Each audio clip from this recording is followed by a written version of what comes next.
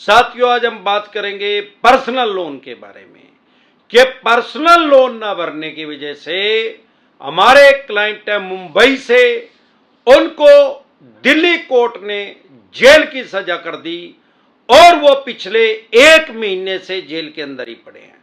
साथियों, जैसे कि मैं हर वीडियो में बताता हूं कि अगर आपके पास पैसे हैं तो पैसे दे दे, ना ही पैसे हैं तो राहु केतु ग्रह तो क्या करेगा, दुनिया का कोई ग्रह धरती पे आके आपका कुछ नहीं बिगाड़ सकता। आपके 2 लोन डिफॉल्ट हो गए, 5 हो गए, 25 हो गए, डज नॉट मैटर कि आपके कितने लोन डिफॉल्ट हो गए, और उनकी 5-5 EMI भी चाहे सबकी डिफॉल्ट होगी, ये क्राइम में कंसिडर नहीं होता, अपराध की श्रेणी में नहीं आता। सारे देश के किसी थाने, पुलिस स्टेशन, चौकी में आपके खिलाफ FIR लॉन्च नहीं हो सकती, आपका पर्चा दर्ज नहीं हो सकता EMI डिफॉल्ट होने पे।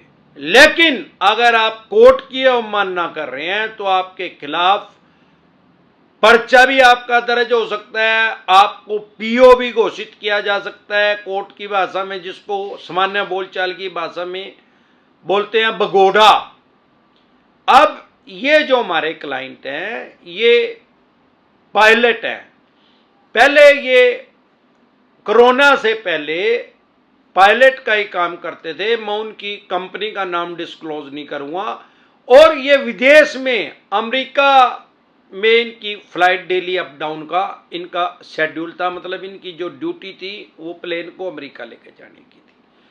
अब क्योंकि कोरोना में एकदम से बहुत ज्यादा क्राइज आया, बहुत ज्यादा धड़ाम से नीचे गिरी थी, सबसे ज्यादा इफेक्ट पड़ा था, वो सबसे ज्यादा इफेक्ट पड़ा था जिम के ऊपर, स्कूल कॉलेज के ऊपर, या स्कूल से रिलेटेड जो भी काम थे, कोई ड्रेस बना रहा है, कोई बुक्स छाप रहा है, कोई पेन बना रहा है, उनके ऊपर, या एयरपोर्ट के ऊपर, भाई ये जो जहाज उड़ा रहे हैं वो बंद हो गए, सारा देश बंद हो गया तो जहाज भी चलने बंद हो गए, तब उनकी जॉब चली गई थी और उनका पर्सनल लोन तब चला हुआ था। अब जब उनकी जॉब चल रही थी तो उनकी सैलरी 7 लाख रुपए पर मंथ थी। अब जब 7 लाख रुपए पर मंथ थी तो स्वाभाविक बात है कि उनको कितना भी लोन, हैवी अमाउंट भी मिल सकता था, कोई भी बैंक दे सकता था, और तब कोई दिक्कत परेशानी भी नहीं आ रही थी, इसलिए उनकी EMI जाती जा रही थी। अब क्या हुआ, जैसे ही उनकी फिर लोन डिफॉल्ट हो गया, कुछ सेविंग थी उनके पास, कुछ टाइम तक उन्होंने उसको भरा। अब जब जॉब उनको नहीं मिली तो EMI डिफॉल्ट होगी, EMI डिफॉल्ट होगी तो चेक दे रखा था बैंक को, बैंक ने वो चेक दिल्ली में बाउंस करवा दिया। अब जो चेक बाउंस की धारा है 138 नेगोशिएबल इंस्ट्रूमेंट एक्ट 1881, 1881 में एक कानून बना ब्रिटिश काल में, तब से ये चेक बाउंस की धारा ये कहती है कि चेक जहां भी बाउंस होएगा, जिस भी ब्रांच के अंदर होएगा, और वो ब्रांच जिस जज के अधिकार क्षेत्र के अंदर होगी, केस वहीं चलेगा चेक बाउंस का। इसीलिए जानबूझ के अदर स्टेट में उसको बाउंस करवाते हैं, नहीं तो मुंबई में बाउंस करवा देते और मुंबई में केस चलता। लेकिन इसमें होता क्या है, चेक बाउंस क्योंकि सिविल का भी मैटर है और क्रिमिनल भी है, खाली सिविल भी नहीं है, खाली क्रिमिनल भी नहीं है, क्योंकि कोई भी सिविल का केस होगा तो उसमें कभी भी जेल का प्रावधान नहीं है, और कोई भी क्रिमिनल केस होगा उसमें सिर्फ पेनल्टी नहीं लगती। अब इसमें दिक्कत परेशानी कहां आ रही थी, ये सिविल का मैटर कैसे है भाई, इसमें 2 गुना तक जुर्माना हो सकता है जितने का चेक दे रखा है, और क्रिमिनल का कैसे है भाई, 2 साल तक की सजा हो सकती है, या 2 गुना जुर्माना भी और 2 साल तक की सजा भी। लेकिन मैंने आज तक 50 लाख से कम में किसी को 2 साल की सजा होते हुए नहीं देखी, ज्यादातर 6 महीने साल की जज साहब देते हैं, या नहीं भी देते पेनल्टी कर देते हैं, पैसे का फाइनेंशियल लॉस कर देते हैं उसका।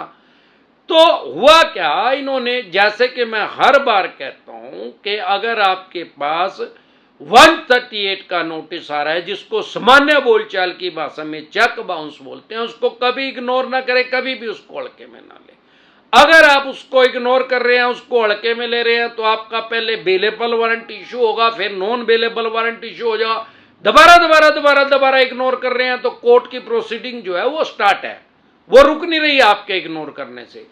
वो तो ऐसे है भाई, जब कोई कबूतर दाना चुग रहा है, बिल्ली आती है झपट्टा मारती है, वो कबूतर अपनी आंखें बंद कर लेता है, सोचा बिल्ली को नहीं दिख रहा, खतरा जो है टल गया।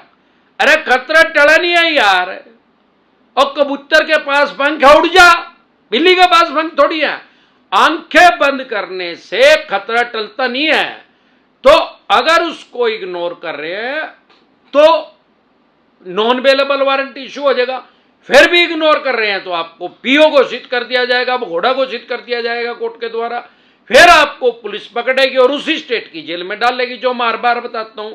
इनके साथ ऐसा ही हुआ, जब ये कोर्ट से पीओ घोषित हो गए। नहीं तो क्या होता भाई, नोटिस इनके पास गया था और इन्होंने वो नोटिस ले लिया था, पहला नोटिस, आके अपनी कोर्ट में, दिल्ली कोर्ट में आके अपनी जमानत करवा लेते। क्योंकि अगर आप इसको इग्नोर नहीं करेंगे तो ये बिल्कुल आसान है, बेलेबल ऑफेंस है, जमानती अपराध है, सेम डे जमानत हो जाती है, बाय एंड जमानत हो जाती है, बाय एंड जमानत हो जाती। और फिर तारीख पर तारीख, तारीख पर तारीख, दामनी फिल्म देख लिया भाई क्या हुआ कोर्ट में। नहीं कभी कोर्ट में गए हो तो मान्य सुप्रीम कोर्ट तक जाते आते 40-45 साल लगे केस में, तब तक बोलो राम ही हो जाएगा। और ये 50 बार सेटलमेंट करने के लिए आते, लेकिन क्योंकि कोर्ट की अवमानना कर दी तो फिर जेल का प्रावधान है। अब उनको पुलिस पकड़ के ले आई, अब पिछले 1 महीने से दिल्ली जेल में पड़े हैं वो। अब जब वो हमारे साथ टेलीफोनिकली जुड़े, मतलब उनके परिवार के आदमी, क्योंकि वो तो जेल में है, लेकिन केस तो उन्हीं का ही है, तो उसी के बारे में हम डिस्कस करेंगे।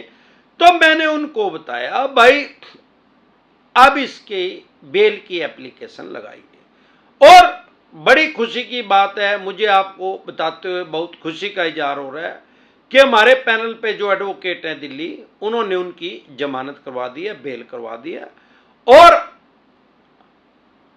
अब जब भी वो अपना जमानती लेके आ जाएंगे, अब कोर्ट में अगर आप कभी नहीं गए हैं तो होता क्या है, कोर्ट पहले जमानत मंजूर कर देती है। मतलब भाई आपको कह देती है, चाहे आप अंदर हैं या बाहर हैं, भाई आपकी जमानत मंजूर हो गया और इतने पैसे की जमानत है, मान लो 30,000 रुपए की कोर्ट ने फॉर एग्जाम्पल जमानत मंजूर कर दी। इसका मतलब ये है कि आप एक किसी जमानती को लेके आओ अपना, और 30,000 रुपए की छोटी लेके आओ, उसके नाम वहीं मुंबई में ही एफडी करवा दो, और वो एफडी लेकर उस आदमी को लेके यहां जो कोर्ट में जमा करवा दो। इसको बोलते हैं कोर्ट की भाषा में बॉन्ड। भाई 30,000 का बॉन्ड भर दिया, अब वो बॉन्ड वहां जमा हो गया और वो उसकी जमानत होगी। अब जमानत उनकी मंजूर हो गई है, जैसे ही उनका जमानती आएगा तो तुरंत प्रभाव से सेम डे में जमानत मंजूर होगी है, वो जमानती जमानत दे देगा और शाम को उनकी जमानत, कोर्ट से कागज चले जाएंगे और जेल से उनको रिहा कर दिया जाएगा। तो ऐसी गफलत की स्थिति में ना रहे, 2 तरह के नोटिस को कभी भी वॉइड ना करें। एक 138 जिसको सामान्य बोलचाल की भाषा में चेक बाउंस बोलते हैं, अगर इसको आप इग्नोर करेंगे, हल्के में लेंगे, तो आपका नॉन अवेलेबल वारंट भी इशू हो सकता है, आपको पीओ भी घोषित किया जा सकता है, भगोड़ा भी घोषित किया जा सकता है। नहीं इसको इग्नोर कर रहे हैं तो बेलेबल ऑफेंस है, जमानती अपराध है, सेम डे जमानत हो जाती है, बाय एंड जमानत हो जाती है।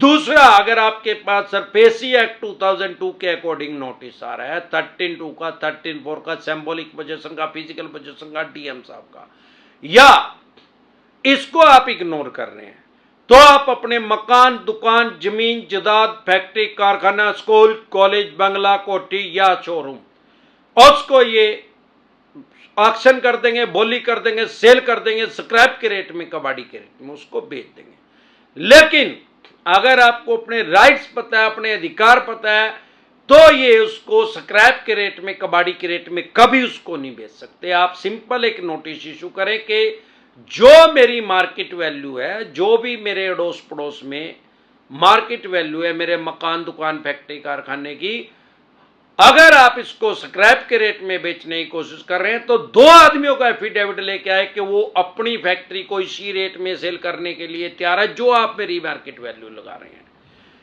ना नौमन तेल होगा, ना कभी राधा नाचेगी। अगर आपका केसीसी का लोन है, खेती किसानी से संबंधित कोई लोन है, तो आपके ऊपर सरफेसी एक्ट इंप्लीमेंट नहीं होता।